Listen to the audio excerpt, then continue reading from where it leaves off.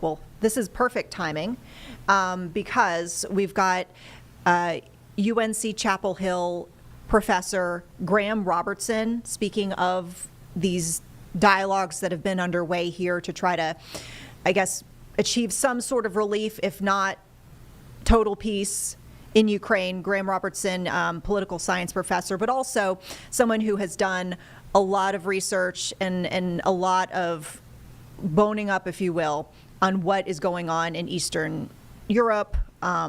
You also look at authoritarian regimes, so you've been kind of watching the dynamics in this region for quite some time. Any takeaways from what we've seen thus far today, Graham, regarding these meetings with the Ukrainian president and President Trump? Well, I think, just the photo ops that you were talking about themselves, I think are really powerful and interesting. So a couple of takeaways. One is that Zelensky showed up in a suit, not a tie this time, but with a suit nonetheless. Seems trivial, but it's actually a significant change from the way he typically dresses for international travel. Normally he wears military fatigues. And that to me is a sign of his the importance of winning support from the U.S. president for Ukraine and for President Zelensky personally. He's willing to go that extra little mile symbolically, knowing that these symbols matter a lot to President Trump, and he's willing to do that. The other thing that I think is really powerful is the number of European leaders that have shown up to mobilize leaders in this number and leaders of this stature. We have the president of France, we have the prime minister of the UK, Italy, Finland, we have the head of NATO. All these people showing up in the middle of their August vacations is pretty dramatic and shows how incredibly important this issue is for the Europeans. Yeah, I mean, you brought up the suit. You mentioned, it seems like a small point, but we know in that last sit down, which I believe was in February, was the last time that they had sat down like this and folks were watching this. This was being televised, this meeting. There was a criticism about what he was wearing from some. And there was also a point that was brought up about how, he allegedly didn't thank the U.S. enough for what it has done to support Ukraine through this war. And we were actually seeing during the sit down today more of that thanking, if you will. There was a letter that was from First Lady Melania Trump that was given to him asking him to protect the children. And he thanked her for that. From my understanding, it sounds like European leaders actually coached him a bit in how to handle this current sit down that we're seeing right now. Yeah, so in Europe, the Italian Prime Minister, Giorgia Meloni, she has a reputation for being what they call a Trump whisperer. And so I'm sure she's also been, to the surprise of many, a very strong advocate for Ukraine. So I wouldn't be at all surprised if she had words with Zelensky. Also, Keir Starmer, the British Prime Minister, is known for having a particularly good relationship personally with Trump. And I'm sure they were all working together to try and maximize. I know there was discussions amongst the Europeans about how best to present themselves. Do they all speak? Do they appoint one person to speak on their behalf? All of these different, very detailed issues of presentation, I think, have been addressed in the last, really in the last 48 hours. I'm just kind of curious, your take on the optics of this meeting today compared to Friday. There was a lot of analysis, people reading into things by seeing how Russian President Vladimir Putin was treated upon his arrival in Alaska with like a literal red carpet rolled out, the ride in the presidential limo. And I think we were hearing, based on some of the reports that we were seeing from, our international reporters with NBC News, that there was somewhat of a dismay with Ukrainians watching this, seeing how Russia's leader was being treated. I guess what could you say as far as the optics of that versus the optics of this, and whether you can really read into something like that in a case like this? So I was watching that very closely. I was, like many others, was dismayed on Friday to see the leader of the United States welcoming on the red carpet an accused war criminal. Putin is wanted in 125 countries for war crimes that include the deportation of and abduction of children. And that for Ukrainians must have been incredibly hard to swallow. And I know that to stop this war, you have to talk to Putin, clearly. But there's ways of doing it, and I think that was really tough for people to see on Friday. The welcome at the White House is a different kind of a setup. The incoming presidents and prime ministers of the U.S.'s closest allies are met by the head of protocol. I understand that is actually standard protocol. And so that is sort of more the kind of thing you would expect to see. And so I wouldn't read too much into the difference between the two, but certainly the way Putin was greeted on Friday was intended to send a message that he's not an international pariah and that he's back in the international community. And I think, that is very difficult for a lot of people to stomach. No, I mean, the other point that I see coming up pretty frequently, in recent days, the fact that there seems to be more of a stronger messaging about the potential that Ukraine may be asked to give up some of its land, to cede some of its land in order to receive peace, ultimate peace, at least for some time. Right. And I'm just curious your take, knowing kind of all of the historical context behind this, maybe even some of like the logistical and practical ways that might actually look. Right. I'm just curious what that would look like in reality and what that would mean, on a global scale. So it's very, very complicated. It's very difficult for the Ukrainians to make these kinds of concessions. One thing is that I just conducted my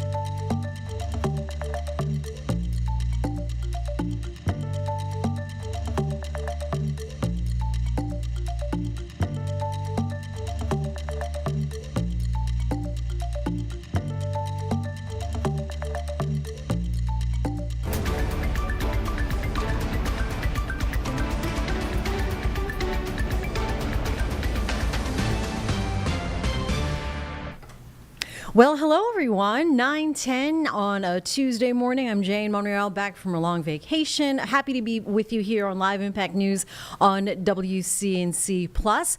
We worked out a couple of tech issues here behind the scenes, but now that we're up and running at 9:10, want to get right to it and an update on your weather as well as Hurricane Erin. What is happening with meteorologist Chris Mulcahy? He is back here in the Live Impact studio as well. Chris, the bottom line is, as we look at Erin, what is it going to do to the Carolinas? All right, it's a lot of direct but indirect impacts, and the only reason why I say that, it's really the outskirts that are going to cause a big issue here. But Carlene, if you can give me an assist, can we pull up the Wrightsville Beach camera? Because this is all right. Let me see. All right, so we can see the waves are pretty tubular right now if you're a surfer, and there's actually been a lot of people surfing those waves. However, surfers are some of the best swimmers out there. They are well trained, well versed in all of this. Now, not all people that are swimming in the ocean are as apt as far as surfers go. And the only reason I bring this up is I want to show you this, and this was staggering. I actually just stumbled upon this over the last hour. This is the rip current reports that we had along the shoreline, and at Wrightsville Beach, the source was a lifeguard and the beach attendants that Wrightsville Beach Ocean Rescues reported yesterday were 60 to 70 rip current rescues between the hours of noon and 5 mainly. Wow. So across a 5-hour period, we're talking about 60 to 70 rescues. That is crazy. So if you're averaging that across that's almost about 1 every 5 minutes that was happening in Wrightsville Beach alone. And think about how far away Erin is right now. It's about 800 miles. It's I think 665 miles southwest of Bermuda. So that's how far away it is, and we're already seeing the impacts here. So I want just everyone to kind of keep those expectations alive. Surf City Beach north of Wrightsville had 15 rescues, and there was one in South Carolina already. So there it is. Over the next 4 days, there's going to be a high risk for rip currents. A storm of this magnitude could be 1,000 miles away and cause dangerous rip currents. Just the way the topography is of our shorelines, it's ideal making for rip currents. And I want to bring this to both of your attention. This is a stat that just continues to blow my mind. Over the last quarter of a century, so the last 24 years technically, there's been more rip current deaths along our Carolina coast compared to tornadoes, floods, lightning, wind, and tropical storms combined. That's wild, but I believe it. Yeah, we see it all the time, just because we're lucky. Tourist spots. Exactly, yeah. And most of those are people that don't live there. Right. It's the ones that aren't as experienced. So I tell you, is like, hey, you could be an experienced swimmer. The problem is people panic, and I was at the beach this past week, and every time I went in, I literally thought, if I start to feel like I'm getting pulled out, I'm going to calmly swim parallel to the shoreline. That's the main thing. Just you got to try to get out of it, and you just got to be mentally prepared, because the people all of a sudden aren't paying attention, because oftentimes you can have a current that's pulling you down the beach. So I just wanted to bring that up as impact number one. We've already seen it, multiple rescues. Now it's a hazard. There's likely going to be a lot of those double red flags along the shoreline over the next few beach, meaning it's too dangerous if you go in the water. So you already had 4 days out, essentially, that many rescues.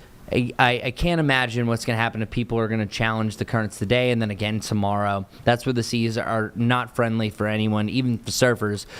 They're pushing a little bit. So Hurricane Erin, the most recent update, that was at 8 o'clock, which, by the way, every 3 hours is going to be an update here. The only times you can have an hourly one is when it's approaching landfall. This, luckily, is not expected to make a direct landfall, but a lot of the outer bands are going to provide really a bad scenario for the Outer Banks, even though the center circulation is still about 200, 250 offshore. So 110, that's the sustained winds that were most recently measured, 140 gusts still, and we'll have a new update at 11 o'clock. But that brings us into a high-end Category 2, technically just outside of the major hurricane status, but only 1 mile per hour away from being a major Category 3. I think that there is a chance that this starts to build back towards that, hovering around this range over the next 24 hours. Then by tomorrow tomorrow afternoon, it's nearing the Carolinas, and at this point, it's just a bad scenario for rip currents and just the surf in general. But that little area of yellow you see there is actually a tropical storm watch, and also embedded in there is a storm surge watch as well. So the center of Erin will officially be due east of North Carolina, I would say late morning heading into the early afternoon on Thursday. That area of red is the center and the general cone where the hurricane winds are going to be. It's not factoring in how massive this storm is becoming. So our other tropical alerts, as I mentioned, the storm surge watch, because even so far out, this thing is so big because any hurricane picks up just a bulge of water and then sends it towards the shoreline. So you're still anticipating anywhere, I would say, for a 1 to 4 foot storm surge along the coast, but the Outer Banks specifically could be as much as 3 to 6. So 6 is the worst case scenario here. I don't think we get to the 6 to 9.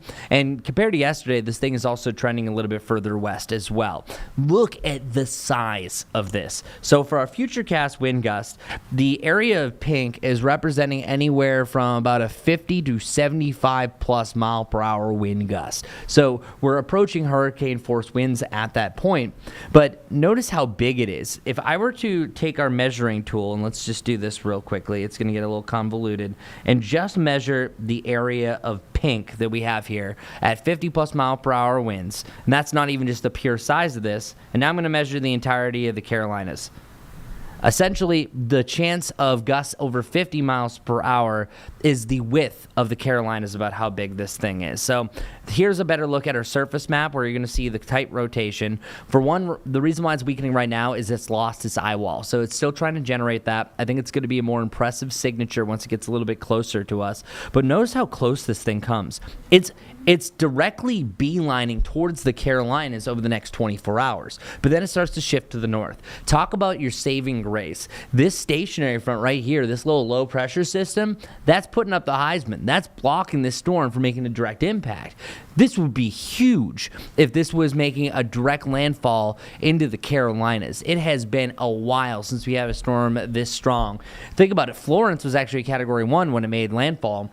I think it's going to be still borderline Category 3 once it even gets close to the Carolinas. So what's going to happen is that stationary front is eventually going to get broken up, but it's just enough to keep everything offshore. There's still going to be some rain on the eastern side of the Carolinas. You're seeing some of that white that's representing the cloud cover to the eastern side of the state because everything starts to spread out. Any rain that we see a little bit closer to Charlotte is all going to be because of this approaching cold front that's pushing its way in. So that's going to be the newest update that we have for Erin. Outside of that, for our 7-day forecast, the only way that we're really going to be affected by this is just going to be a slight cool down. High temperatures right around 80 degrees for your Friday, as we have the best chance for rain late Thursday into Friday, breaking up on Saturday before we're back to normal in the upper 80s. We'll continue to keep you updated with Erin as it starts to drag in. Next big pertinent updates around 11 o'clock, and then we'll have one of our meteorologists back here in the Impact Studio to keep you in the know. Chris, thank you as always for letting us know what is happening. Good information there. All right, we need to get to some breaking news right now here at the Live Impact Studio at 9:18. We're hearing reports that someone was shot in Union County by a deputy responding to a domestic call. Richard Devane is live at the scene right now. Hi, Richard, what can you tell us this morning? Yeah, good morning, Jane. Basically, I'm going to step out of the way, let you take a look at what is still an active scene here in Union County and actually wing it. A number of sheriff deputies are on the scene after this officer-involved shooting this morning, all happening right here off of Canary Court, I should say. Basically, what you're looking at now is a number of sheriff deputies who are here, and the SBI is also taking the lead as far as this investigation into what happened. So here's what we can tell you so far, basically from a post that was made on the Sheriff's Department's website, Sheriff's Office's website. Basically came here to a house where there was a domestic dispute. You're looking at that house right there, the one with the white siding and burgundy shutters. Basically, two people were fighting or in a domestic dispute, and there was a gun that those people had. At some point, when deputies came to the house to calm the situation down or to investigate the situation, a sheriff's revolver went off, and it struck one of the people. That person taken to the hospital expected to be okay. But of course, right now is the investigation process, trying to determine exactly what happened, why that gun was discharged, and what type of threat those officers were in, those deputies were involved in. Spoke to at least 2 neighbors here. Neither of them said they heard anything at the time. They both said that they were asleep. The thing they did hear is one person said he heard a lot of doors opening and closing, and then another neighbor says he didn't know anything until he started seeing police in the area. Of course, we're going to stay here and get some more information and present it to you throughout here and on all of our media sites, especially in our app. Waiting for an update from them there. We're going to have something in just a few minutes. So Jane, let us get over here and get this this interview with the PIO, and we will get back to you very shortly. We're reporting right here in Union County. Well, can we ask you real quick? We're going live right now. Just what can you tell us the basics, and then we'll. Yeah. So it's Hold on. I'll just take this off me and put it on you, and you could just tell us. Sure. Uh-huh. So Lieutenant James May with the Sheriff's Office. Deputies were called to the house behind me this morning. Looking at you or looking at him? You can look at him. Okay. He's better looking. Okay, yeah. So deputies were called to a home behind me this morning to investigate an active domestic disturbance where a weapon was involved. When they arrived, they made entry into the home, and during the initial response, a shot was fired by our deputy, striking one of the individuals involved in the disturbance. That person was transported to a local hospital where they're non-life-threatening injuries in stable condition. All of our deputies are okay, and this is an isolated incident. So we expect to release additional information at a later time. Can you tell us if you've actually been to this house before? We have.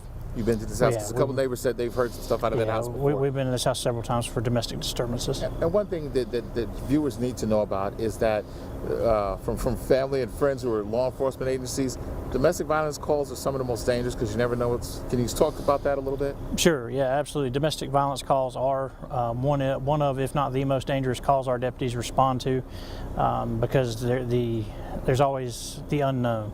You're going into someone else's home, you're going in to try to help mediate someone else's relationship, and you have no idea what the history is, have no idea what's in the home, their access to weapons, anything like that. So we really truly walk into these situations blind, and Sheriff Cathy's just thankful that our deputies are okay, and of course obviously the person that was shot is okay. So we're going to continue to investigate, or the State Bureau of Investigations has been called in to investigate, which is standard for cases like this, to make sure that we have an unbiased point of view, and so we're just going to continue to cooperate with the investigation and see where that leads. So like I said, we expect to release additional information at a later time. Okay, we thank you so much. We Yeah. know we're going to get another interview with you with everyone Sure. else, but we wanted to take that moment since Yep. we had you over here. Thank you. Appreciate you for stopping with us. And Jane, why don't we just send it back to you so we can get this interview and ask some more detailed questions, and we appreciate him actually taking a moment and coming over and talking to us. So that's the scene right here in Union County. We'll get more information presented to you shortly, but for now we're right here in Wingate. This is Richard Vane. Jane, I'll send it back to you. All right, Richard, thank you so much for that live report on the spot with the officer and PIO for Union County Sheriff's Office. I'll let you get to that update now for us. Thank you so much, Richard. Talk to you soon. And we'll have more here on WCNC Charlotte News coming up at the midday, as well as our early evening shows. Right now, we want to switch gears here at 9, coming up on 9:25, because as we head back into the back-to-school season, one other important topic that deserves our attention: childhood vaccination rates have really declined, almost 2.5% since 2020, leaving many families with questions about vaccine safety and necessity. So right now we are joined live here by Dr. Diana Howard from the American Academy of Family Physicians to help us really make some informed decisions about their children's health. Doctor, thank you for joining us this morning here on Live Impact News. Appreciate your time. Good morning. Thank you for having me today. It's very important to discuss preventive health. So thanks for the opportunity. Yeah, Dr. Howard, let's get right to the basics. And for folks and parents who are on the fence about getting their child vaccinated, what is the information and the message to them? Well, first, I want to emphasize that vaccines work. They are safe, effective, and they save lives. The reality is that most of today's population does not remember what life was before vaccines. They have saved millions of lives, and they have critically advanced public health. Vaccines have been subjected to comprehensive scientific testing before they even reach the public, and they go through extensive research and safety checks.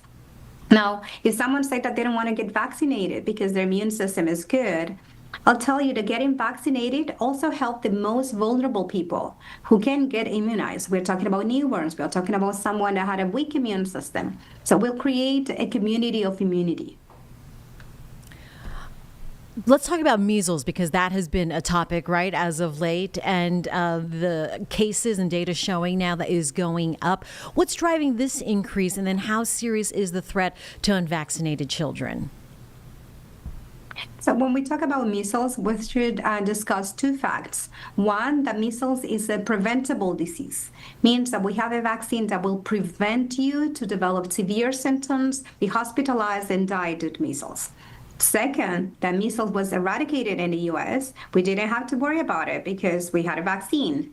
Now we have childhood vaccination rates that have been declining since the pandemic, and that opened the door for outbreaks of preventable diseases just like measles. Now, unfortunately, this has led to children being hospitalized, and we have two of them that lost their lives. And it's not because they did not have access to the vaccine, but because they chose not to. So we have good news for our parents. They have the power to protect their children. They can prevent them to get ill. We have a vaccine that can have access at your regular well child visit, get your MMR vaccines.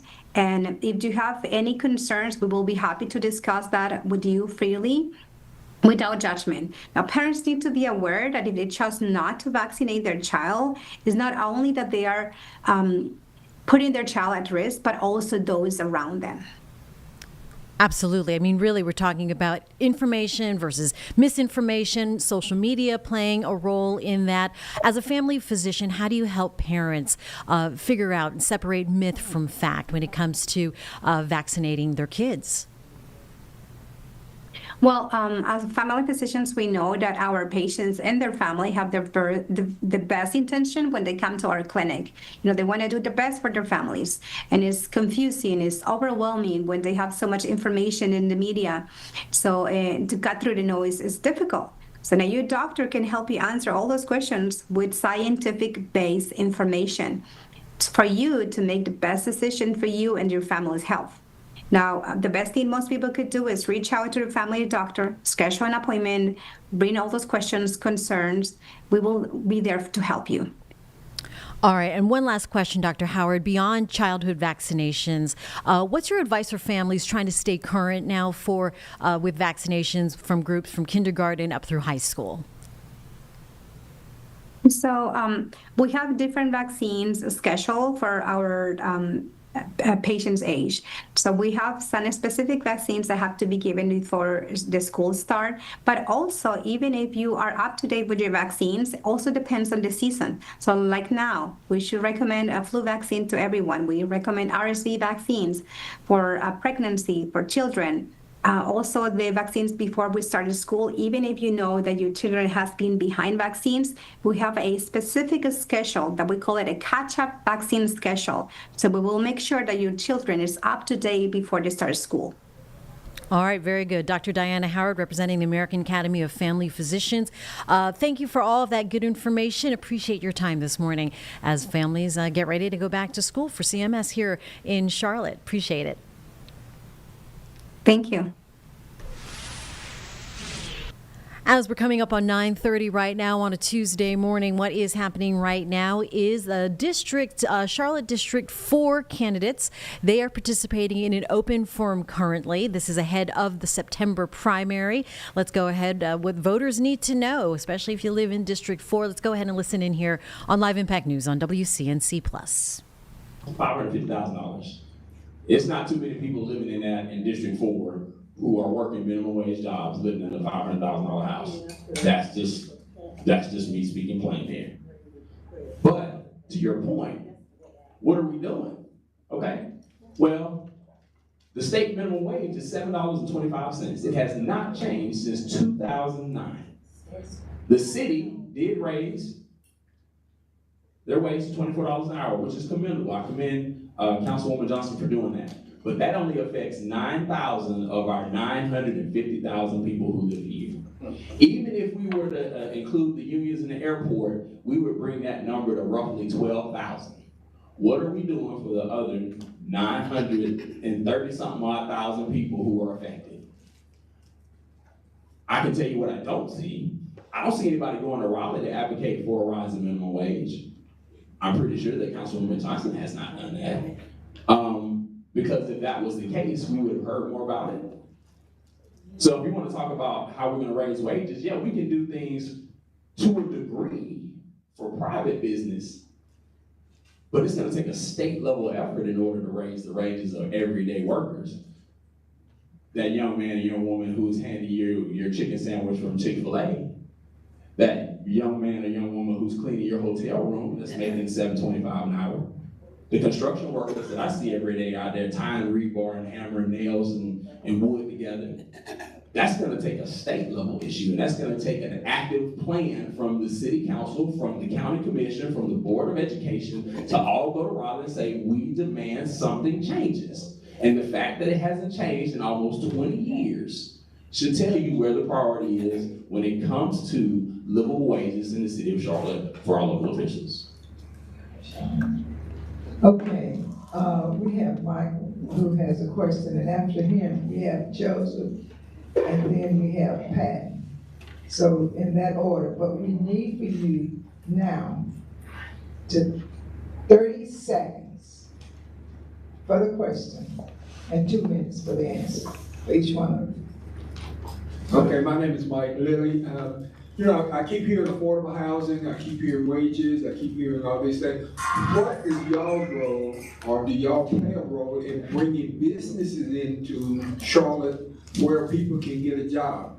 If I'm out of work, a $5 affordable home is unaffordable to me because there's no way to find a job. So what roles are y'all playing to try to bring businesses in that will pay good wages to help people afford these homes?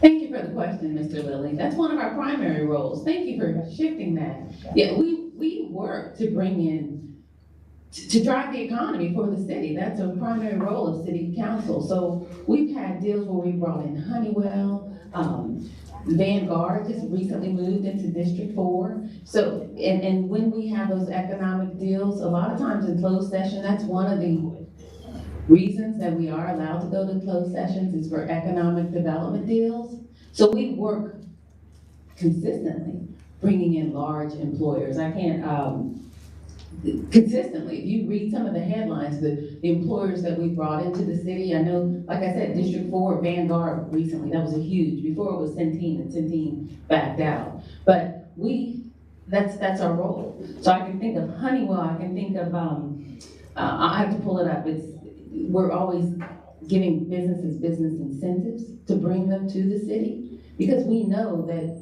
individuals do need a living wage in order to be able to afford the city. And like I said, part of those deals are, what is going to be your minimum wage, your lowest salaries? So those are questions that we ask and that we require for those large employers who come to the city. So we have business investment grants where taxes are deferred, that we allow employers, we give those incentives to bring them into the city. So that's a primary role. Thank you for the question. And we do that very, very often. And there have been some large deals that we, as a council, have been a part of. Mr. Graham, who's here, thank you, is the chair of our Economic Development Committee.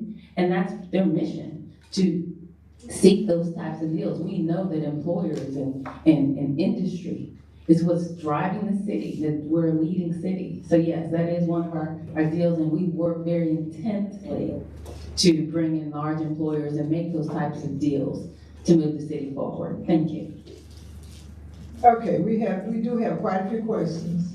So we need a minute. After you get your 2 minutes this time, Mr. Russell, a minute to answer. Sure, I'll make it quick. One of the things I've been focused on personally is increasing the number of locally owned businesses where I live, because it's been proven that a business that is owned as an owner that lives locally will pay more for their workers. I live on exit 25 off of the exit 26 on 485. And if you know anything about that, we're between North Lake Mall, and Concord Mills. So that means we're not gonna get any of the chains or any of the big national stuff out there because they've got 2 places they can go. So we made the decision as a community to chase after locally owned small businesses. And as a result, we've got an independent juicing bar that's located there. We had a guy who was opening his coffee shop through a coffee cart on 485. And we helped drive business to him so that he could actually grow his business and hire another employee. We have a locally owned pizza shop. We were chasing a bagel shop and ice cream shop, unfortunately have fell through, but we continue to look for people who are entrepreneurial, who wanna come and take a risk on us, and then we do what we can to support it. That's how we do it. I'll do it personally. I'm doing it personally now. I'll do it even more on council. Thank you.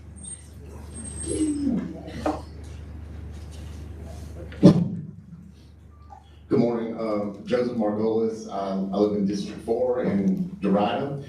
And my question is about the referendum for the transportation, the PAVE Act, the referendum that we'll all be voting on.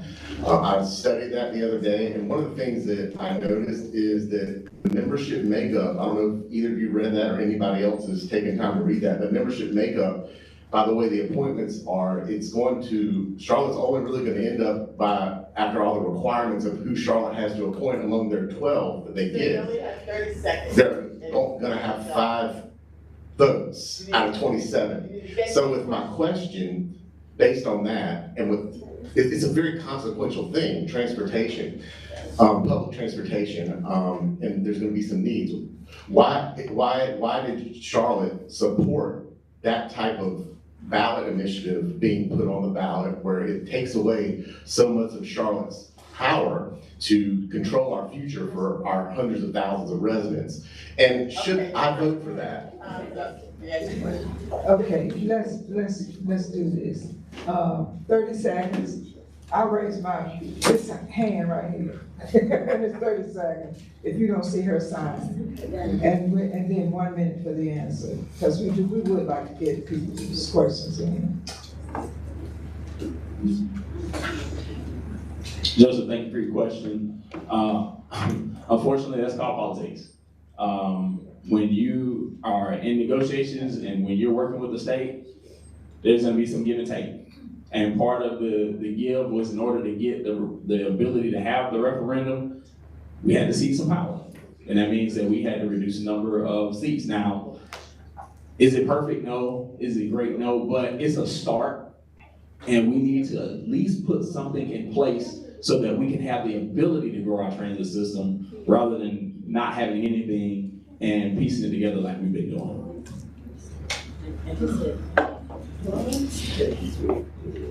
One of the important functions that we're going to have is the appointment to that authority. So if this does pass, I want to ensure that it's a transparent process that voters trust it, because there is a lot of community opposition for the plan, or so the jury is still out for me, because I'm hearing from the community, there are some loud voices, some important voices who are opposed to it. So I think we need to listen to those voices and get this right. I don't believe in just voting for it because here's something, let's do it. So I want to make sure we have this right before I would support it. Good morning, my name is Gerald Patton, and my question is for both of you. Ms. Johnson, what is the plan B for the council if the vote does not pass? I grew up in an environment where I was told, don't put all your eggs in one basket. So what is the plan B if it doesn't pass? And Mr. Russell, what would you do differently, or what would you propose if the plan does not pass?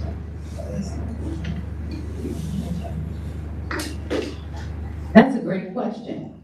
I think we would all entities would need to go back to the drawing board. It would have to go through the different committees, through our governance committee, through our economic development committee, through the transportation committee, and talk about a plan B. There's a lot of emphasis on passing this. We have to think about that. I think it's up to $3 million that's being spent trying to influence us to pass it. So, but it's up to the voters. So if it doesn't pass, I think that we could go back to the drawing board and bring something forward that's more amenable to the minority community.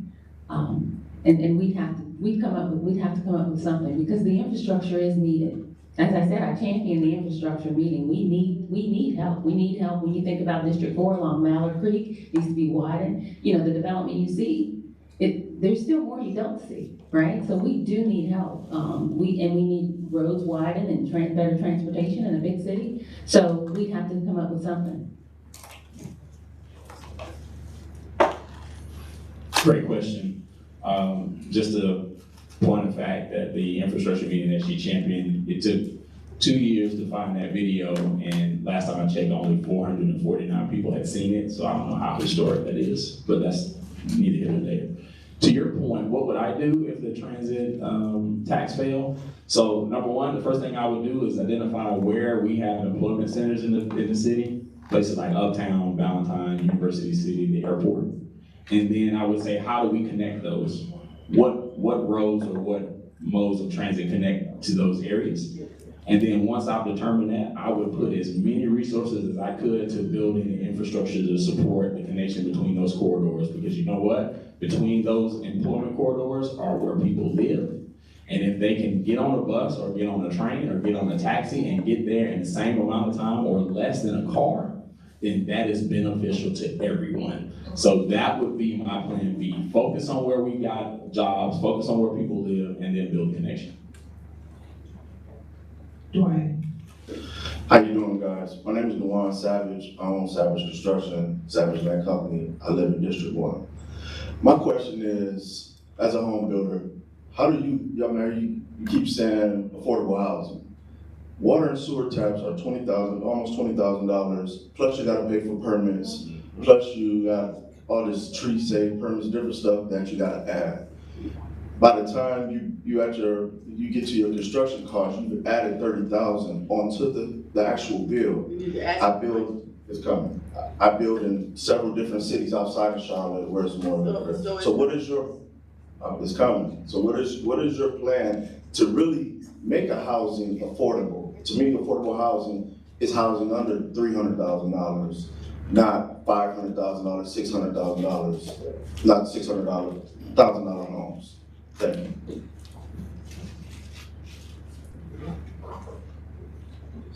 So I'm on the housing and on the Great Neighborhoods Committee, and that's one of the areas that we talk about is housing affordability. There are numerous incentives from the city to help with construction costs, to help make housing more affordable to build. We've talked about different, even more incentives, because we understand that.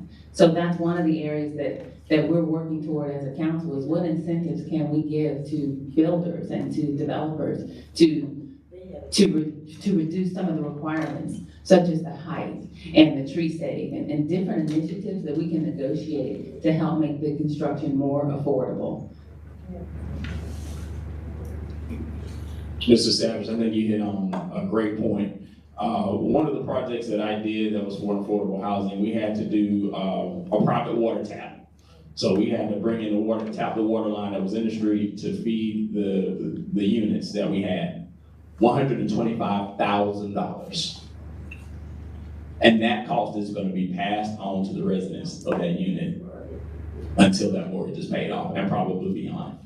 So number one, we really got to think about how we're developing and how we're going to build stuff in the future. Building new is going to cost more, and it's going to raise those tap rates. The other thing that we got to do is we got to simplify the regulations. The regulations between what the county wants and what the city wants are now in conflict. I deal with that every day. I've got multiple permits that nobody knows why the permit was pulled or who was supposed to pull it, and I can't get my inspection because I can't figure out who pulled the permit.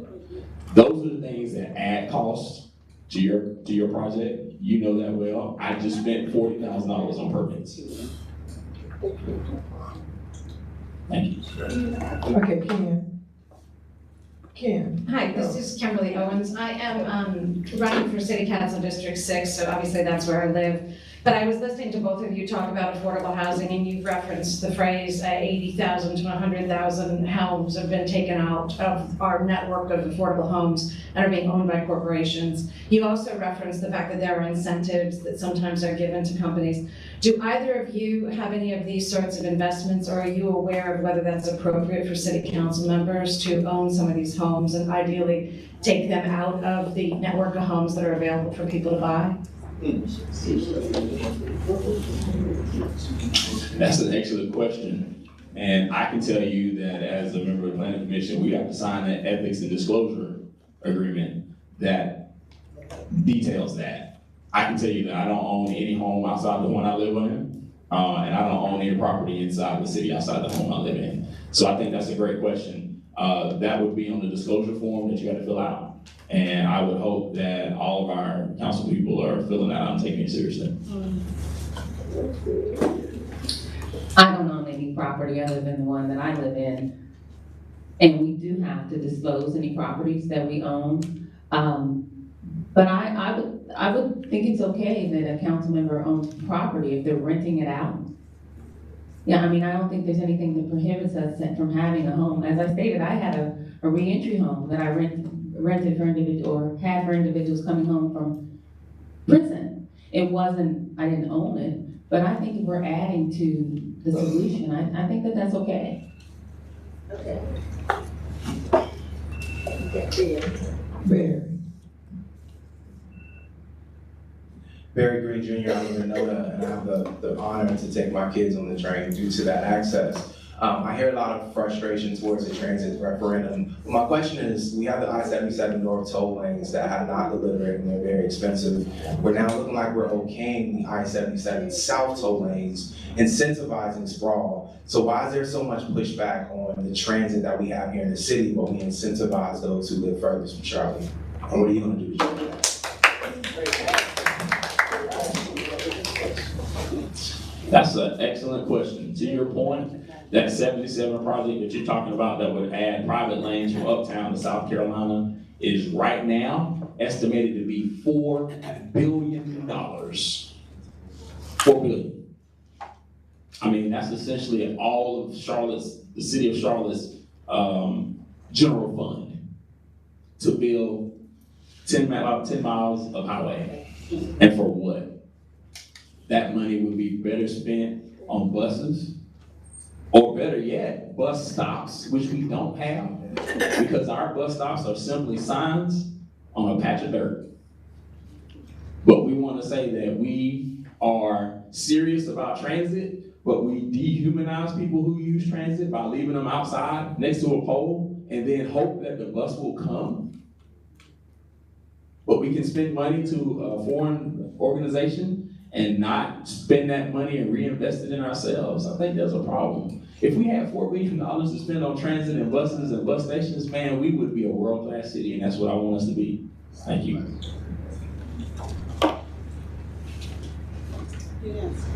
Okay. You said, why is there so much pushback with the transit plan? Was that the question? Why are we incentivizing sprawl over those who live right here in the city?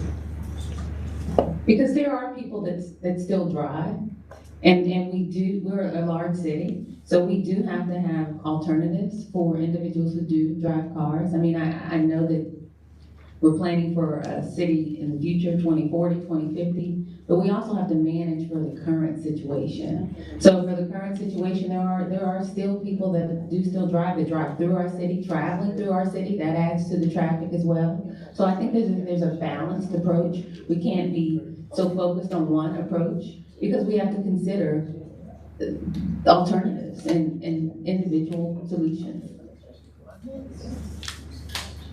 Okay. Blanche. Dr. Blanche being here. I was gonna talk about housing, affordable housing, because I want my kids to have a place to stay, but I'm gonna go back to seniors. And we do need to drive. We don't bike, so don't try it. And we don't do some of the other things. So how are you gonna make it even better for us? I mean, it's hard for seniors out here, and it's not affordable either. Because I was trying to move out of my home and get something else. It's not affordable for us either. You want us to be riding the bikes and walking and carrying on, but we still have to drive. And everything is going up where you have no parking, no nothing. So can you help us out, please? Some answers. Thank you for that question. Earlier, my opponent says in District 4, the homes are $550,000, so people aren't making minimum wage. The home properties, the values have increased. So there are individuals who spent $160,000 or less to buy their house, and their house might be worth $550,000, but that doesn't mean that they're making an income of 6 figures. Many people aren't. And the average wage in District 4 is $80,000 a year. So we have to consider that. We have to consider that with our taxes. I spoke to someone in Hidden Valley. His taxes are increasing, but his income is not. So we have to consider that. We need to consider that as we're talking about this transit plan. When the city increases taxes, when the county increases taxes, we have to realize incomes have not decreased the same as the the property value. So we do need to consider that we have staying in place options. And we also need to take a look at capping the taxes. When the areas are increasing, we need to really look at programs, how we're going to protect seniors and staying in their homes. We currently have staying in place options, and we need to continue things like that. Thanks. Dr. Penn, great question. Talking about seniors, that's important to me. I'll give you a little example of that. There is a senior living facility that was built a couple years ago in my neighborhood. And it's a wonderful facility, it's brand new, and the residents seem to really enjoy it. But the one thing I noticed is that they didn't have any outdoor amenities, right? It was all parking lot. So I'd often see residents come outside and just kind of mill about the sidewalk with nowhere to go and nothing to do. So I saw a piece of land that was across the street. It was about to be redeveloped. It was a rezoning. I approached that developer and asked, hey, can you give a piece of your property that you can't use for stormwater? Can we turn that into a sitting area for the seniors who live across the street so they can get out and get some fresh air? I was told that the District 4 Coalition had already made their negotiations and that wouldn't be possible. And so this opportunity to provide something for seniors was lost because there wasn't coordination among community leaders. Our seniors are important. They are wealth of experience and knowledge, and we need to treat them as such. Thank you. Ken. I'm gonna circle back to Renee Watt Johnson. In every one of your answers, you have looked people dead in the eye and was proud in your answers, except one, when they asked you about voting for Ms. Bakari. You gave your answer, and I wonder if you're still just as proud of voting for someone who would be carrying on the legacy of someone who has voted consistently and is going on upward to vote even more consistently and powerfully against issues that you seem to want to champion.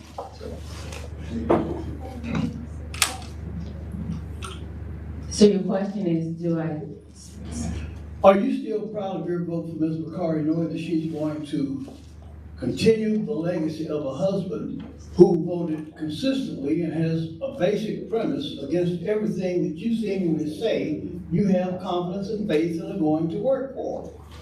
Again, I don't judge a wife by her husband's work. That's not what you said earlier. Yes, you did. This is what you said. She did. She definitely did. No, she's not.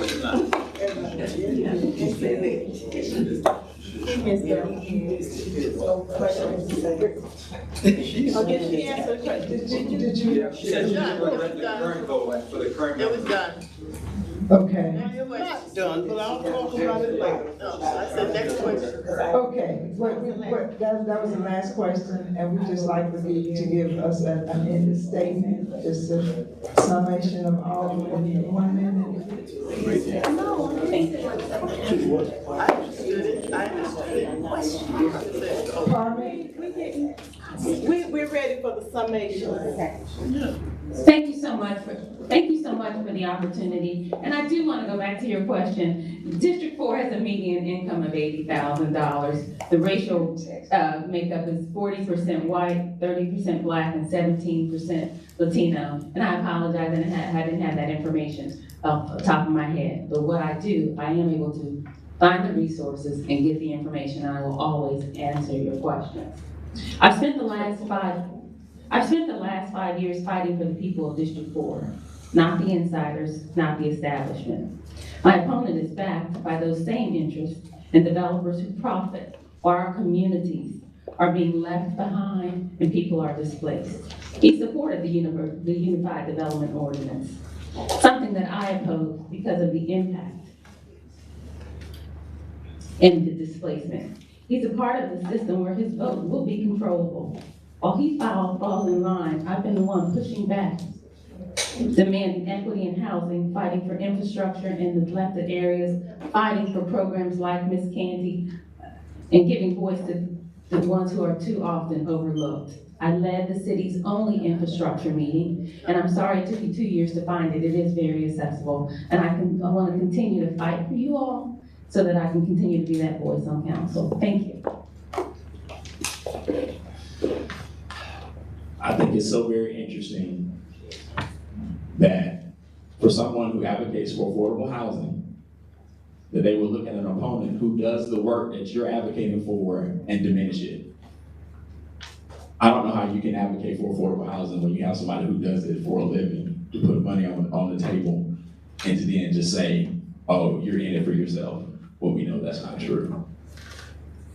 And then talk about transparency when you formed an organization that has a developer that's the vice president of that organization who leads their efforts to do the rezoning and land use of District 4 in your organization.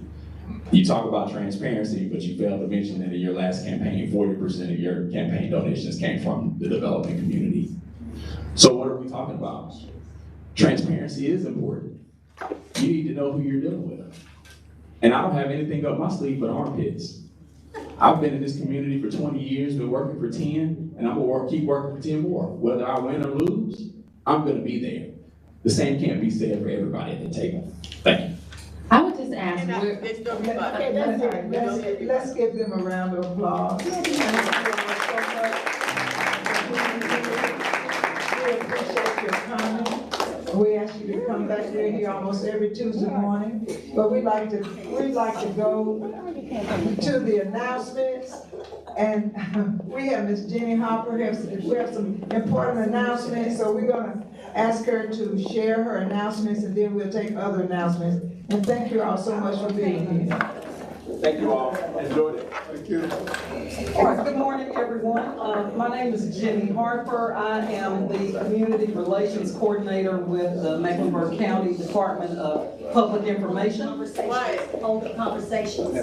And I just have a couple of quick announcements I just want to share with the group that I think could be very beneficial, especially for today's meeting. And you've been listening live right now on the District 4 Open Forum for that NOTA community with a number of candidates, just letting the neighbors and people of the area know what their platforms are. We will continue to follow that as we come up on the September primary. Right now, as we are getting ready for back to school, so is CMS, and it looks like they have a press conference this morning getting the kids and families ready. It looks like Superintendent Dr. Crystal Hill is getting ready to speak. Let's go ahead and listen in here live at CMS headquarters in Charlotte on Live Impact News on WCNC Plus.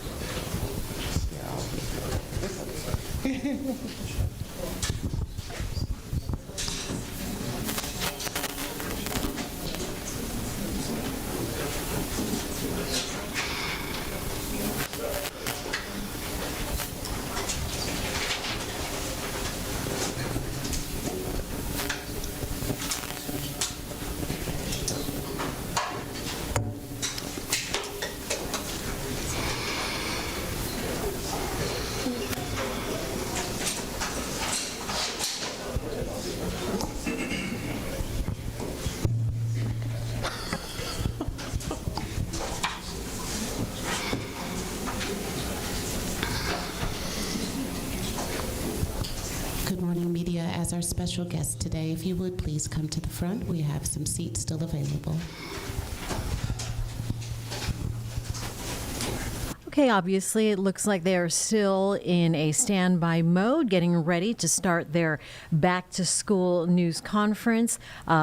First day for CMS students, of course, is next Monday. And here at WCNC Charlotte, we are also getting you ready, talking to the local superintendent. Arlisa Washington spoke to Dr. Hill not too long ago on several topics regarding students and what they look forward to as far as education and AI and safety and things of that nature.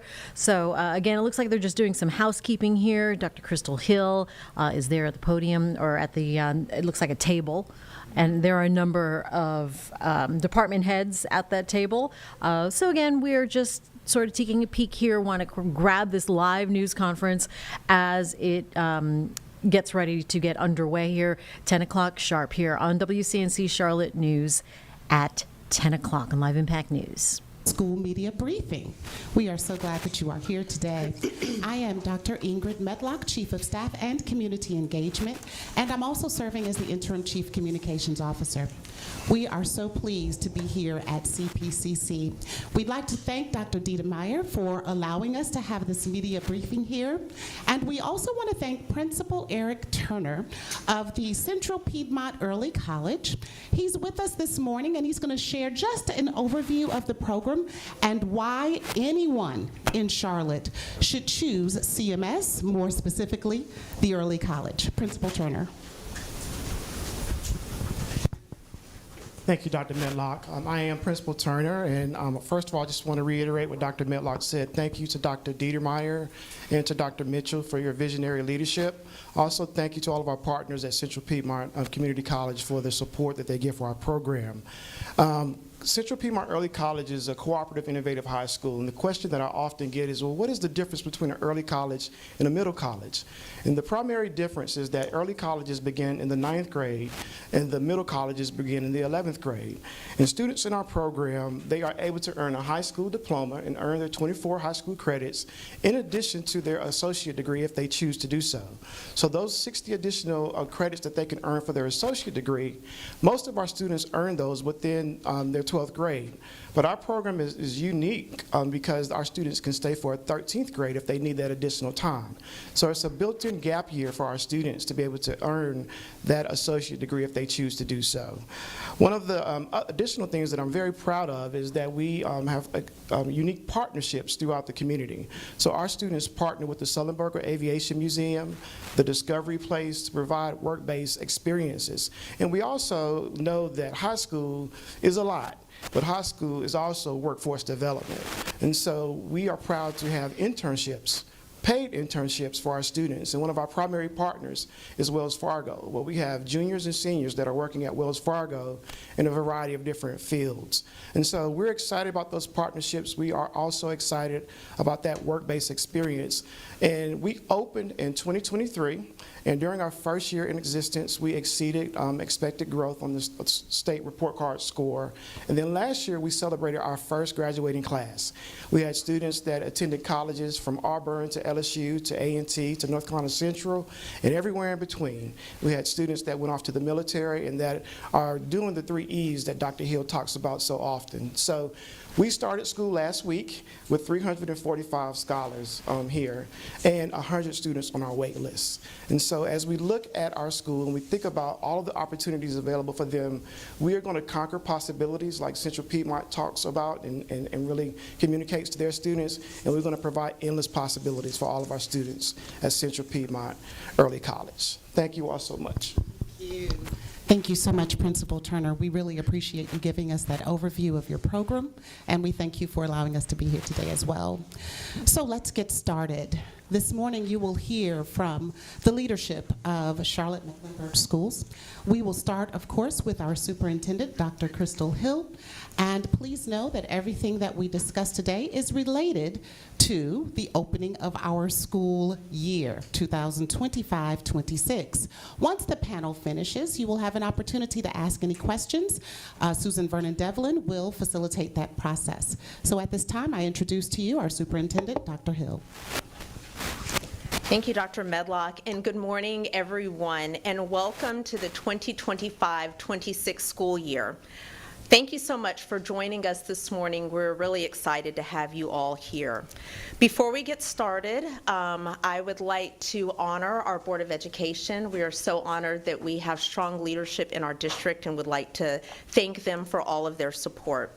Charlotte-Mecklenburg Schools is really excited to begin yet another school year full of promise and, of course, full of endless possibilities for every single student. Our teams have been hard at work throughout the summer and even before the summer began, making preparations to welcome students to class for our traditional students on Monday, which is August 25th. Today, we will share with you updates about our preparation and our readiness in the areas of operations, which of course includes facilities and grounds, transportation, and safety. We will also talk about staffing and vacancies, and also Infinite Campus, which is our new student information system. Before we get to those updates, I'd like to introduce Deputy Superintendent Dr. Melissa Bulknight. She is going to provide an overview of academics. Thank you, Dr. Hill, and good morning. I'm happy that we're at this time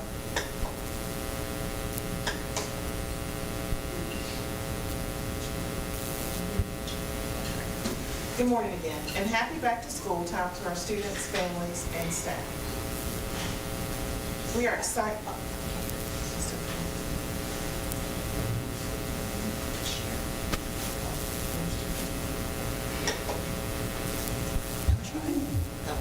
Testing, perfect. All right. Good morning, third time's a charm, right? Yes. Good morning and happy back to school time to our students, families, and staff. We are excited to welcome students back for the 25-26 school year. This summer, more than 7,900 students and over 1,000 teachers participated in enriching programs across our district.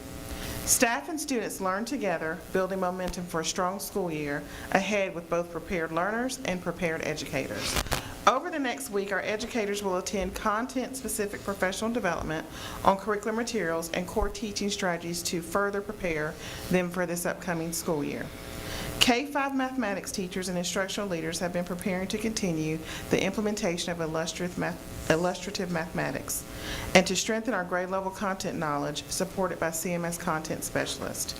In language arts, training has been closely connected to literacy research with a strong emphasis on applying the science of reading in both leadership decisions and classroom instruction. Secondary educators in math, language arts, and science have focused on unit overviews, strategies to foster productive classroom discussions, and readiness for teaching the standards.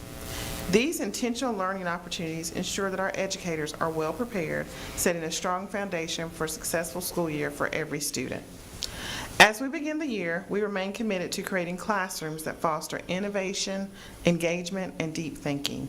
To support this, we are asking students and families to follow the guidelines for personal technology devices, including cell phones, smartphones, smartwatches, and personal tablets. Parents, please take a moment to review the student code of conduct with your child so that our classrooms remain focused and supportive learning spaces. Our district teams and schools have been busy preparing to welcome families. In recent weeks, we have hosted numerous back-to-school events for new students, and this week, starting today, we have our open houses. So we have middle school today, this evening, and then Wednesday, August the 20th, elementary schools, Thursday, August the 21st, high schools and K-8 schools. We encourage parents and families to attend these events with their children to meet teachers, learn about expectations, and build connections that will support student success throughout the year. In conversations with principals and staff, one theme is clear. Our educators are eager and ready to welcome students. In Charlotte-Mecklenburg schools, we are proud that our classrooms are centered on children and designed to provide the high-quality learning experiences every student deserves. At this time, I will turn it over to Chief Ivey, Chief of Operations. Thank you, Dr. Bulknight. Good morning. We are excited to begin the 25-26 school year with a focus on operational efficiency and safe, clean environments. As you know, safety is our top priority, and evidence from the annual crime data released by NCDPI shows that our layered approach to safety protocols and procedures is working. From the 2021-22 school year until the 2023-24 school year, we saw a decrease in 4 primary categories tracked by NCDPI. a 7.7% reduction in the total number of criminal acts, an 8.3 decrease in acts of crime per 1,000 students, a 49% reduction in possession of a weapon other than a firearm, and most significantly, a 69% reduction in possession of firearms from 29 to 9 in the 23-24 school year. The official data for the 24-25 school year will be released by DPI in December or January, and we anticipate that we will continue to see improvements in our safety data. This school year, all visitors will continue to check in using our visitor management system, which is actively monitored in all schools. SROs are on staff at all K-8, middle, and high schools, along with CMPD and CMSPD patrol officers who will routinely patrol our elementary schools as part of their daily routes. Students entering K-8, middle, and high schools will go through our walk-through security scanners. This year, we are excited to add a safety protocol called I Love You Guys. It refers to the last words texted from a daughter to her parents before losing her life in a serious school incident. The standard response protocol provides clear, consistent actions and language for schools to use in the event of an emergency. The protocol includes the use of common terminology and age-appropriate safety drills, transparent updates for parents during and after incidents, and collaboration with local emergency services. All school administrators receive training on the new standard response protocol at our summer leadership conference in June, and staff are being trained this week. Also, this October, we will host our first safety summit during School Safety Week. More information to come about this exciting event. And as we kick off this school year, remember that school safety is a community effort involving law enforcement, school staff, parents, and students. If you see something, say something. And before I move on to my next topic, I would like to introduce briefly our new Chief of Police, Jonathan Thomas, who's with us today at the press briefing. Now for a quick update on bond projects. This summer, the final 2017 bond project was completed with the addition of a poured-in-place playground at the new Bruns Elementary School campus. The first 2023 bond project, the Montessori conversion of the former Sedgefield Elementary School, is ready for students to return. Work is also underway at South Mecklenburg High School, Northwest School of the Arts, Billingsville Elementary, Cotswold Elementary, Marie G. Davis, New Middle School No. 1, and First Ward Creative Arts. This year, First Ward will serve the middle school grades arts program that was relocated from the Northwest School of the Arts. Northwest will serve high school students, and University Park will support the elementary school arts program. For more information on the 2017 and the 23 bond, please visit cmsbondconstruction.com. In facilities, we're excited that Davison K-8 will open as an elementary school this year, with the 6th through 8th grade students attending Bailey Middle School. We will welcome students from Dorothy J. Vaughan to Parkside Elementary as an elementary STEM magnet. And our building services team completed over 8,000 work orders addressing school and office needs throughout the summer to ensure our facilities are ready for students and staff on August 25th. Capital maintenance projects included new HVAC units in 9 schools, new roofs for 3 schools, several paving and flooring projects, as well as LED lighting replacement at several sites. Custodial services has also completed cleaning at all schools. In school nutrition, the nutrition team has been working hard to support health and well-being of our students with delicious new menu options. This year, we're introducing a new veggie taco and a flavorful ramen bowl to our menu. We will continue to have free breakfast for all CMS students with meal prices remaining unchanged. Students at 115 community-eligible program provision schools will receive meals at no cost. The list of CEP schools is available under School Nutrition Services on the district site. And students attending non-CEP schools will need to complete a meal application to be considered for free or reduced lunch benefits. The online applications are available on the CMS website under Families, then School Nutrition Services. Transportation, we have over 105,000 students assigned for transportation, with 858 buses expected to hit the road on Monday. We currently have 97 driver vacancies, but do not anticipate any impact since all routes are covered for the first week of school. We want to remind parents to download the Here Comes the Bus app and use the Alpha Route via cmsk12.org/buses. Everyone is also reminded to please be at their bus stop 10 minutes before the scheduled arrival time every day for the first week of school. Express stops will be in place this year for all high school magnet programs, and I also want to emphasize that it is illegal and extremely dangerous to pass a stopped school bus with its stop arm extended. For more information on transportation, including a chart that outlines when transportation services will be available based on when students are registered for transportation, visit the CMS website under the Transportation Department.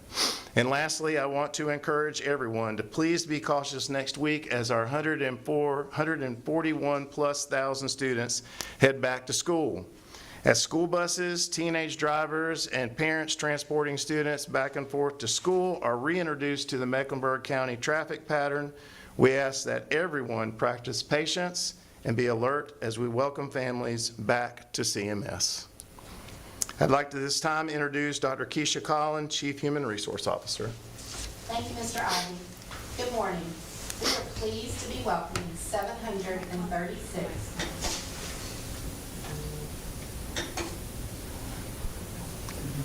Good morning.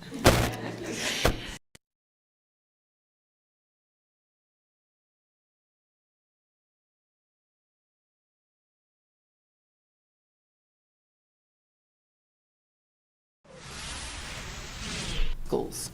Hi, everyone. All right, looks like that picture dropped for a moment. I'm Jane Monreal here at just about 10:15 on a Tuesday morning. CMS having a live press conference, getting ready for kids to go back to school on Monday. It looks like we are back up and running here on Live Impact News on WCNC+. Offered in our region for teachers. Over the past several weeks, 660 teachers participated in our second annual Crown Academy, a comprehensive orientation and onboarding program for teachers. We have truly hit the jackpot with the teachers and staff who have chosen CMS, and we thank them for their commitment to the students and families of Charlotte, Mecklenburg County. We've held 8 in-person or virtual career events since March, as well as conducted numerous marketing campaigns to support hiring for all of our schools and departments.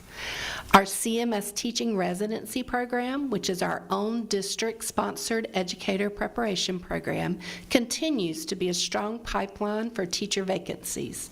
The program is set to support its largest cohort yet, with 266 teacher residents for the 25-26 school year, all of whom have been hired for teaching positions and will be closely supported as they work toward becoming fully credentialed. These strategies, along with others, have led us to currently have 97.6% of teacher positions filled. Now, I would like to introduce Dr. Candace Salmon-Hosey, Chief Technology Officer. Thank you, Dr. Kahn. Good morning. Charlotte Mecklenburg School Systems is entering the 25-26 school year with significant progress in artificial intelligence, technology access, and system readiness. Building on extensive stakeholder input, CMS is strengthening responsible AI use, ensuring equitable device access, and completing key infrastructure updates to support future innovation. We are advancing into the next phase of AI implementation with system-wide training, adoption of the state's Student AI Use Continuum, and the launch of AI schools to pilot innovations. This summer, we achieved one-to-one device access for Camp CMS students, equipped 660 new teachers with laptops, and deployed infinite campus kiosks in every school to improve family access. A district-wide technology audit was completed, ensuring accurate inventory, device allocations, and strategic planning for schools to begin device deployment to our students. Together, these efforts help position CMS for a successful launch of the new year. At this time, I'd like to introduce our Chief Strategy and Innovation Officer, Beth Thompson. Good morning. This school year, we continue our work toward our district goals and guardrails, and we have a roadmap for success. Tune in to our Board of Education meetings for end-of-year goal Day, August the 26th, and continue through November. Also, tune in on Wednesday, September 3rd for more information about our 2024-25 state accountability performance results. That's when the state will release those results statewide along with Charlotte-Mecklenburg Schools' 24-25 data. I look forward to seeing you there. If you're joining the Charlotte-Mecklenburg Schools family this year, it's important to start by registering for school. We encourage you as soon as possible to get your child will have transportation and a schedule on the very first day of school. We're happy to share that new this year, parents or guardians can complete that school registration process completely online from any location with internet access, including from their very own home. If parents choose to register online, you provide all necessary information for your child, required documents by form. If it would be helpful to have someone help you with required paperwork, please feel free to complete that registration at the school by using one of the kiosks that Dr. Salmon-Hosey just spoke of that's been prepared for you, and or to schedule a virtual appointment online. You may also register by scheduling an in-person appointment with the Charlotte-Mecklenburg Schools Student Placement Department. Please note, our volume of registrants is very high right now, so we do encourage folks to use that online option. But please don't wait. We want to be able to warmly welcome every child to open house that starts tonight and on the first day of school with a prepared schedule, classroom, and an outstanding teacher. Registration helps make that happen. Actually, it's required to make that happen, so please don't delay. This year, as Dr. Hill said, we have a new student information system. It's called Infinite Campus. This change was made by the state of North Carolina, and we, along with all the school districts across North Carolina, have been preparing for this transition for a very long time. Similar to Power School, which our families and students are very familiar with, this year, the use of Infinite Campus will help parents and students, but parents especially, find announcements, assignments, attendance information, grades, their child's schedule, and so much more. Visit the Charlotte-Mecklenburg Schools website, Back to School page, click on Infinite Campus for more information. Again, don't delay. Parents, we want to be sure that you have your Parent Portal app downloaded prior to open house so you can log into Infinite Campus and review your child's teachers and schedule for this year. We want to make sure you have that information for your child. Once parents have downloaded the Infinite Campus Parent Portal app, they'll need to create their very own account. That's called the Infinite Campus Parent Portal in order to access your child's information. This portal allows parents to sign on and access that information safely and securely. It is now available to create. In fact, as of this morning, we have 40,382 students who have at least one parent or guardian who has already created their Parent Portal account, and that's before we've even started our series of open houses this week. We ask parents to follow the instructions that's linked on our Back to School web page to get started with the creation of that account. And if anybody needs assistance, please don't hesitate to reach out for help at either open house over the next 3 evenings or your student's school. Also, I, along with all Charlotte-Mecklenburg Schools parent, completed my child's required Back to School forms at the start of this school year already. These include forms like photo release forms, child nutrition forms, parent contact forms, medical forms, and so many more. Typically, when I do this, I think there has to be a better way. Well, now there is. This year, for the very first time, those forms are all digital, and you access them through the Infinite Campus Parent Portal. Yep, you heard it correctly. Parents now have the option to complete the forms now. They don't have to wait for the first day of school. And word on the street is it only takes about 5 or 10 minutes compared to doing them by hand previously. These forms, in all seriousness, provide really critical information for each child's teachers and administrators. Things like medical information, preferences regarding photo and media releases, etc. It's critical that parents download that Parent Portal app just as soon as possible and log on for that Infinite Campus Parent Portal so that those forms can be completed. Don't delay. Download and complete those forms today. I'll now turn it back over to Dr. Hill for closing comments.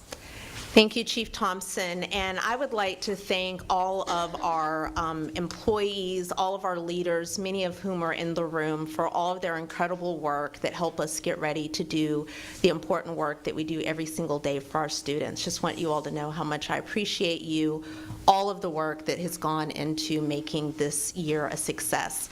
When I opened, I talked a lot about leadership in our Board of Education, and our board chair is here. If she would please stand, Dr. Stephanie Sneed, our board chair. Thank you so much for being here, and thank you for the leadership that you provide for our school district. One of my favorite sayings is, things don't just happen, people make them happen. So again, thank you to all of the people that make the great things happen every day. So there you have it. You've heard it. A great deal of work has gone into preparing for this upcoming school year, and we cannot wait to get started next week with our traditional students. As you've already heard, our early and middle college students have already started. As a reminder, parents can visit our back to school website for our top 10 things to know and other important information that's needed for the start of the school year. We know that we've given you a lot of information this morning, so at this time we will entertain questions, and I will turn it over to Susan Vernon Devlin, who is our Executive Director of Media Relations. Amanda? Hi, so I know that you mentioned that there are vacancies as far as bus drivers. Are there vacancies elsewhere in the district as well, like with teachers or anything like that? Yes, we have, our fill rate is at 97.6%. And I just want to preface this as I say it, that keep in mind that these numbers are very fluid. They're about outdated as quick as I say them, because we are continuing to receive recommendations and process recommendations for new hires. But we currently have 228 classroom vacancies. Brett? Hi, I'm not sure if this is for Tim or Dr. Hill. You talked about the new safety app, the I Love You Guys thing. How did you guys come to the decision to go to that particular safety situation as opposed to what you maybe previously had? Great question. So first off, the Center for Safer Schools has been endorsing the I Love You Guys as a protocol for school districts to jump on as a standard response protocol for quite some time. The foundation, once it came out, its objective was to be able to provide clearer communication for students in the event of an emergency. And so we decided that based off of our need to be able to help students better understand and parents to better understand what was happening when a situation does occur at a school, that this would be a much better standard response protocol. It has clear instructions for each of the different aspects, excuse me, and so they are hold, secure, lockdown, evacuate, and shelter. And each one of those commands comes with clear instructions and also has visuals for students and staff to understand. So when you have a person who walks into the school who may not know anything about what to do in an emergency situation, there are visuals throughout the school that will help them and guide them to be able to do that. It increases our response time when substitutes are in the school buildings and we have other visitors who are there. So it was natural for us to make this progression as an additional layer to our safety protocol. We feel like it will really help students be more at ease in schools because there will be clear instructions when something happens. And if we do have to institute a lockdown, we will know that that is a serious event, as opposed to some of the times when a lockdown is called and it's like a secure lockdown, but it's an external event that's happening around the school, and it won't alert parents. This will allow us to be able to better communicate exactly the events that are happening. And I'll add just a little bit to that, Brett, in terms of getting, my mic on? Yes, in terms of getting to making the selection, we listened. So we have had a superintendent's, we have advisories for lots of different groups, but one of my favorites is students. And so the students talked to me about all types of different topics, and this is one of the topics that they talked about. And so Mr. Ivy and the team came and presented the idea to the students, and they really enjoyed, they thought it would be a great idea. Then we then took it to our superintendent's parent advisory. They provided the same level of feedback. So that's how we got to the actual decision. Evan? Yes, thank you. I have some other questions about the systems this year and about the preparations, but I just want to follow up on that question there, because I know there are some changes to both the communication protocol as well as to what you do when there are threats on campus. We are hearing that last night there was a gunshot fired at one school campus at CMS, and I want to ask if that is true. Did that happen? And if so, is there any communication that you need to make to parents about that? Immediately when we became aware of an incident on campus, law enforcement was contacted, including CMPD and CMSPD. And so this is an active investigation. We communicated immediately not only with the staff of that particular school and the parents of that particular school, but a neighboring school as well, just out of an abundance of caution. The police did make an arrest last night in that investigation, but beyond that, I can't speak to it because it is an active investigation. So I just want to clarify on the communication protocol part. So if there was a gunshot fired on campus and you all know that, that is not information that you would share with parents? We communicated last night with parents twice. The first time that we communicated, we let them know that there was an incident on campus. Everything was still being investigated, so and we let them know that as soon as we had more information available, we would communicate with them. Then last night around 7:30-ish, 8 o'clock, close to 7:30, we received information, and as soon as we received information, we communicated that out again, not only to the staff, because students weren't on campus yesterday. However, there were scheduled events for students, practices, things like that. We did communicate to the staff of that particular school, as well as the families. And out of an abundance of caution, we also communicated to a neighboring school. So the response to your question is, not only did we communicated immediately that something happened, and then when we buttoned it up, when there was an arrest made, we reached back out and said an arrest has been made. However, everything is still under investigation. And that's all that I'll speak to on that topic. Rebecca? Yeah, I guess sort of elaborating on the I Love You Guys protocol, I was wondering if you could clarify sort of what are some of the main differences between that and sort of the previous protocols? Did it used to sort of vary school to school? Like how does it look different than the previous protocol? So our previous protocol, we would go into variations of lockdown. So you would have a secure lockdown or a lockdown. And those two had several different meanings. The term lockdown was used, and because of feedback from students and parents, what they were seeing was that was creating some anxiety in students, because you've got the term lockdown being used overly, so people weren't really understanding, what do I really do in this situation? It's a secure lockdown. What's my protocol? Or is it a real lockdown? What's my protocol? So what happens with I Love You Guys is it gives us clear instructions. For each type of incident, there are clear verbal and visual instructions for what students are supposed to do in those situations, and they're audibly spoken over the intercom so that everybody has clear understanding of the actions that they need to take.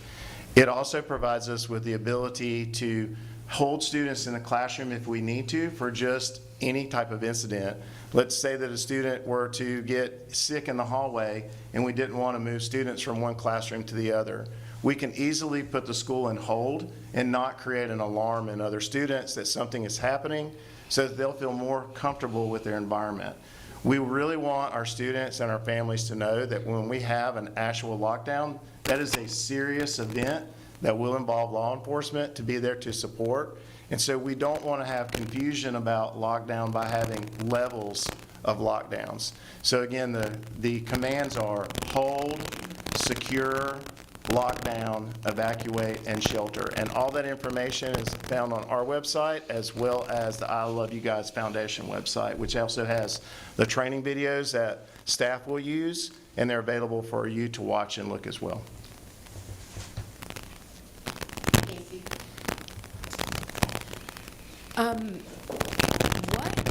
This is the first year that the cell phone policy has been implemented. This is the first year that the cell phone policy has been implemented. How will that be enforced in the classroom?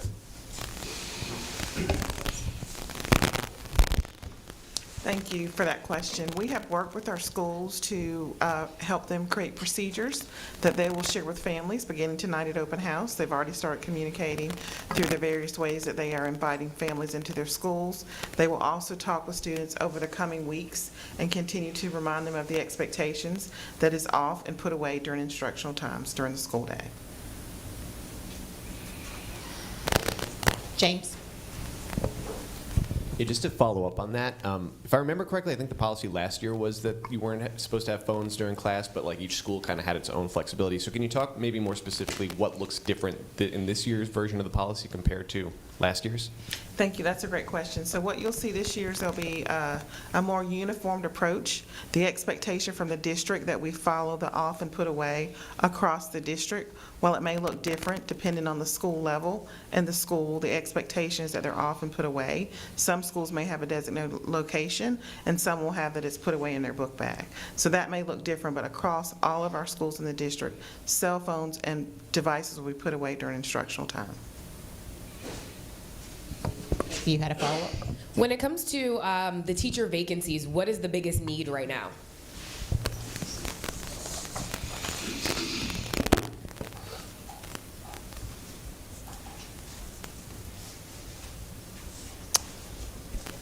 And again, this number is fluid. Currently, we have 45 K-6 vacancies and 38 EC vacancies. So those would be two of our largest categories. Yeah, and Casey, I'll just follow up with that. So believe it or not, elementary and exceptional children vacancies are high needs. A couple of years ago, that wasn't necessarily the case, but those are the two high need areas. And we have a team in place that works really closely to make sure that those vacancies are vetted and that we're able to get great candidates to those schools right away. But again, those are our two high needs areas. Evan? I have a couple questions about Infinite Campus. First question, though, is that we were hearing from some parents.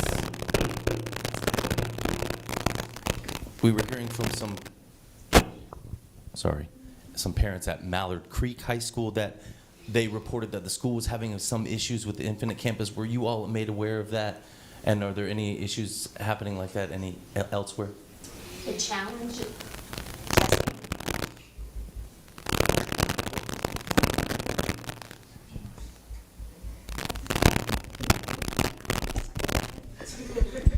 Thank you.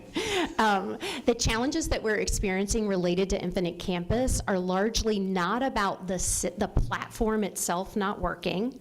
It is more focused around making sure that everybody knows how to use it because it's a new platform. And basically, we have been in the process over the last year and continue to support folks in being able to know how to use it because the processes are different than what they had previously done in Power School.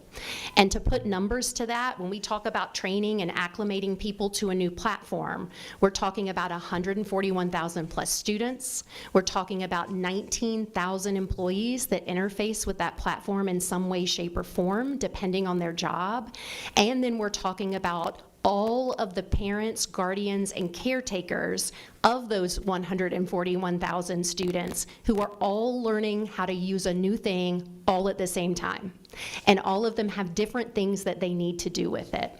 So currently, we're in the process of making sure that we have opportunities for people to get help. So if they're trying to use a new platform and they're struggling a little bit in that learning process, and they've used those directions and they're still struggling just a little bit, they can either reach out to the school to be able to support them, or we also have Let's Talk, which is on our website, and that allows them to go to the school webpage, to click on Contact Us, and when they click on Contact Us, a form will automatically populate on the screen, and they can submit any concerns or questions that they might have related to Infinite Campus. So it's not that the platform is not working. Largely, it's that we're still acclimating people to being able to use it. That's taking a little more time in some cases. So something that might have taken them 3 minutes to do last year might be taking 5 minutes this year. But we're working through, and we have strong support systems to be able to answer those questions. And I also just want to say a huge shout out to our staff members, particularly it's a role in our schools that's called data managers. And they manage the receipt of those student registrations, and then they support and make sure that all of the paperwork that parents have submitted online now is accurate. They determine, yes, the student can be enrolled, or they send information back to parents to say, hey, we have everything but your lease. We really need that in here. Or it has to be signed. It can't just be a copy of a lease. And then they work with parents along with our support staff to make sure all of that paperwork is submitted and is now uploaded into this system. So a huge thank you to those folks. I'll also give a shout out to some of our central office staff who have been working till 9 o'clock every night for the last 3 weeks or so to support the use of this new system and make sure folks have the support that they need, as well as central office staff who've been working around the clock to make sure that happens. Thank you, Beth. And I just want to add a little bit of context. Is that me? Hello? I don't think it's me. I think it's one of the handhelds. I did want to just add a little bit of context for you, so I'm going to age myself a little bit. This is my 28th year in education, and those folks that are in the room know that every so often the state changes their student information system. It's not a bad thing, it's just change is good. So those oldies but goodies in the room, remember when we were in NCYs? And we went from NCYs to, was it Power School? Yes. And then now it's Power School to Infinite Campus. So it's not Charlotte Mecklenburg's thing, it's a statewide student information system thing. The other thing that I just want to clear up, I know I've seen some articles that said that the switch to Infinite Campus was because of the national data breach that Power School had. That is not true at all. This contract was signed, sealed, and delivered way before that incident ever occurred. The state goes through a procurement process, just like districts do, to select their new vendor for the student information system. They did that. Last year was actually year one of implementation. They asked some early adopters. Charlotte Mecklenburg School said, no way, Jose, we're not going first. We'll let you guys work out all the bugs, and then we'll learn from you. So Beth won't say it, but her and her team worked very closely with all of those implementing districts to find out what are all the issues that you all are having, because we don't want to have those same issues. So they've been able to work through a lot of the bugs. And I will also say the primary thing that was the linchpin to make sure that we had a smooth rollout was the data.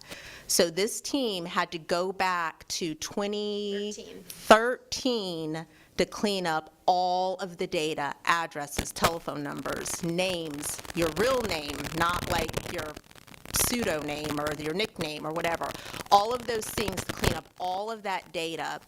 And NCDPI said in writing, Charlotte-Mecklenburg schools had the cleanest data when they switched everything over in July. So what I would describe as the issues that people are having, while they're very frustrating, yes, to the end user, I would say that those issues are just implementation issues.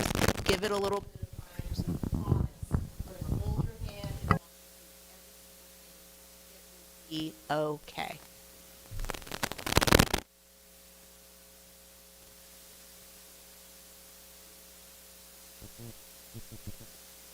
There are issues with enrolling students every single year, in every single district, every single day. But yes, there are, thank you, issues. We have encountered some issues with Infinite Campus, and as well as online enrollment, which is part of the Infinite Campus. So yes, there have been issues. People have had concerns. We've seen those tickets, the Let's Talk, go way down, again, because once we know about it, we're addressing it. So we're just telling folks, if you're frustrated, don't worry, it's okay. Just reach out, please, to your school's data manager. You can either pick up the phone and call, or you could put in a Let's Talk. That's on every single website, and we will be able to get you taken care of. I just wanted to ask if you could differentiate for parents, because I'm full disclosure, I have some at CMS schools. So you're asking this question for you. Between Infinite Campus and Parent Square, and how parents can. Sure, that's a great question. Thank you for that. So Parent Square is our district-wide communication tool. So that's what we use for our parents, for us to be able to send as a district or as schools information to parents, and for parents to be able to communicate back with their child's school.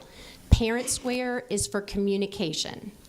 Infinite Campus houses their child's data.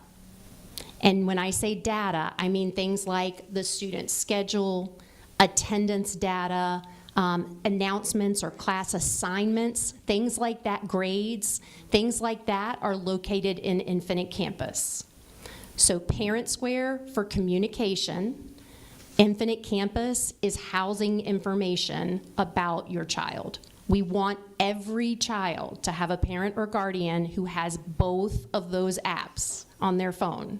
We want every child to have a parent or guardian who can communicate with our district and receive communication from our district and knows how their child is doing in school.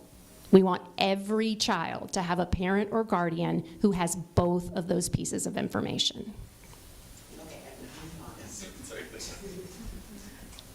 Dr. Seminoles, we don't want to leave you out.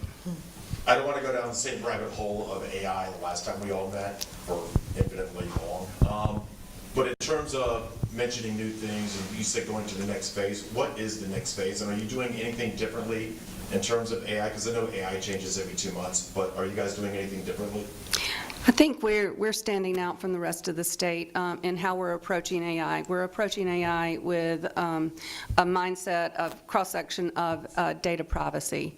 We're interweaving the importance of data privacy, PII data, and how we use AI tools. For that reason, we are vetting all apps, and we're implementing an AI champion, 30 AI champion schools to pilot innovative AI products for the district. While we're doing that, we are also training all of our staff and students in AI literacy in the foundation. So it's a multi-tiered approach, and we've already started that.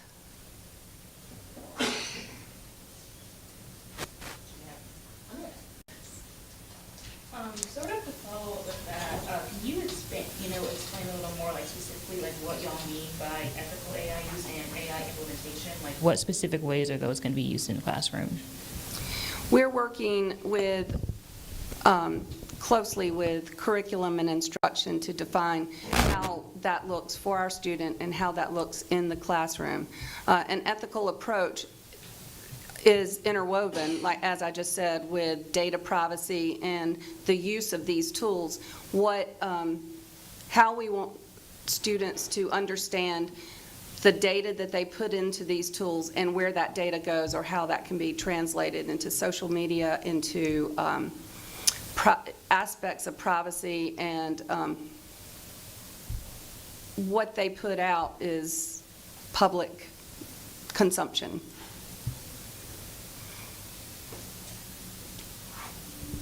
Do we have any questions from reporters on the other side of the room? Yeah, I just wanted to get, sorry. Oh, that works.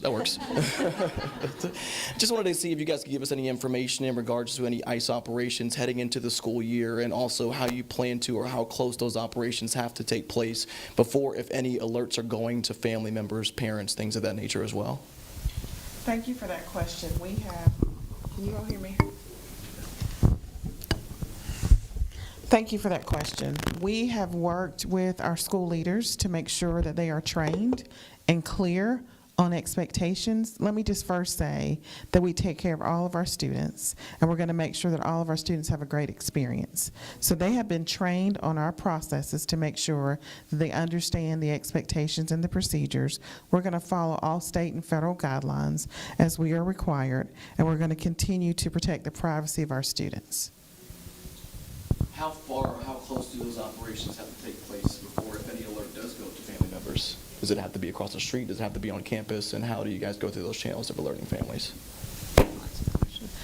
So if if there's ICE activity in the area, we wouldn't contact families, because if there is any police activity in the area, we wouldn't contact families. Like, it would be very presumptuous for us to look at a vehicle and assume who they are or what they may be doing. So we would not interject ourselves into any law enforcement that's not actually happening on our campus. So that's thing one.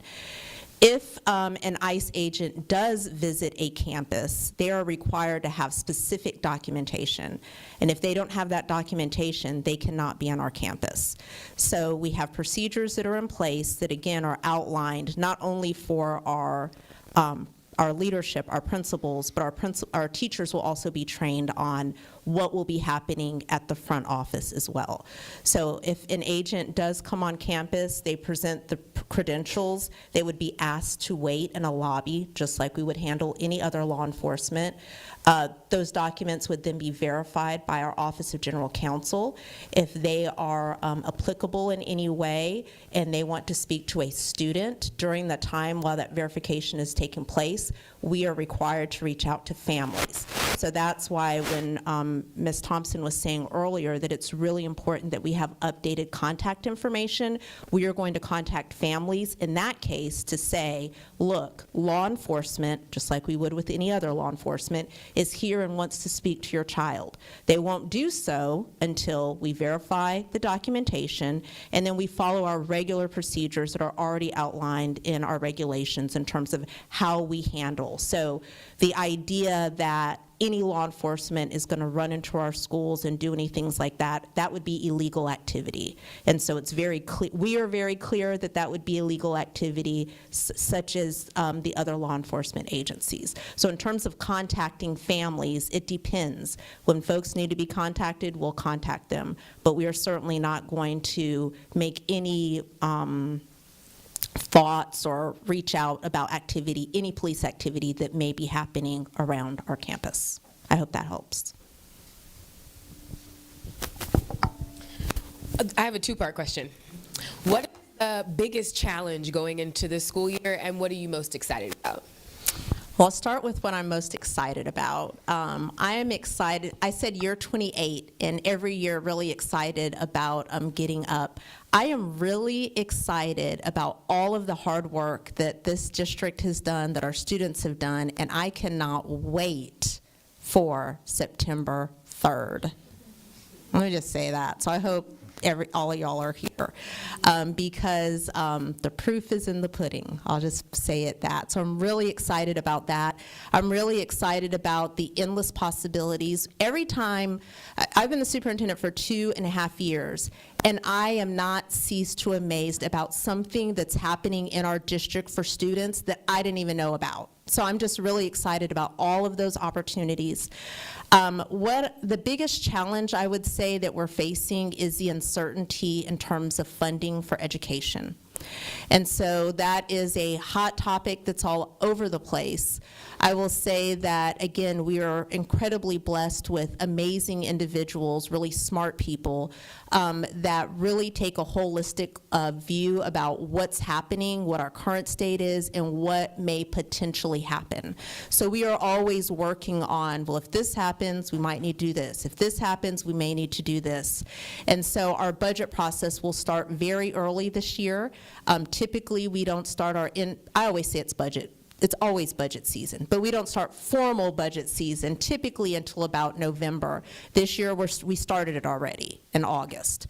And so the uncertainties of federal dollars, the uncertainties of state dollars, as well as the uncertainties of local, knowing all of the work that we have to do, having to rewire our brains to think differently and to really think about efficiencies. And so that's really hard when you're asking people to think differently when we've done things so long. But that is probably the biggest challenge, funding and then having to think differently. Okay, we're going to wrap it up now. We have one question in the back from a photog. Yeah. With CMS football season getting ready to start, are there any new protocols, procedures, precautions at stadiums, at CMS stadiums? We do not have any new protocols or procedures, but we continue to meet with our coaches, high school principals, athletic directors to make sure that we have those standard protocols, because the biggest priority for us is to make sure that we have a safe season and that we take care of all of our players.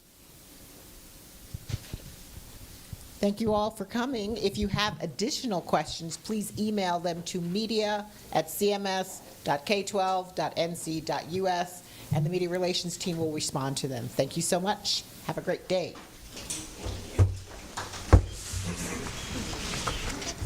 And you have been watching live the press conference getting ready for back to school from CMS, the Superintendent Crystal Hill and other department leaders addressing really so many aspects of what students and families can look forward to starting on Monday, an open house starting tonight on several campuses across CMS. We'll have more with our Miles Harris covering everything that was just discussed here on WCNC Charlotte News starting at 4. We'll also have them at 1:30 during the day as well. Oh, good, Carlene. Okay, so Miles will be joining here on will. Live Impact News. That's what we do. We give you a little teaser, little appetizer of it, and then we. And then you stay tuned for the whole process. for the entree, for the big thing. Carlene's back, by the way. Hi. You had a day off? I did have a day off. All right, good. We both had a number of days off. You've had a number of days off. I've had a few days off. I'm glad to be back, though. Yes, you It was were a long globe flight trotter. overseas in Italia.